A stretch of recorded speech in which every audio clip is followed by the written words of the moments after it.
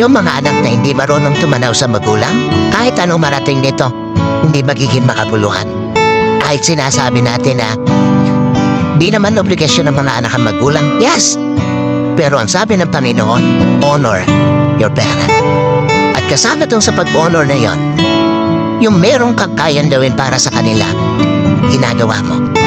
Sa mga anak na narito, kahit magkapamilya kayo, huwag niyong titingnan na ang dapat ninyong bigyang focus yung sariling pamilya na lang. Hanggat nabubuhay ang mga magulang ninyo, iparamdam ninyo na kaya ninyo silang i-honor in all aspect ng buhay. Huwag kayong iiyak sa kanilang libing dahil marami kayong regrets. No, that is hypocrisy.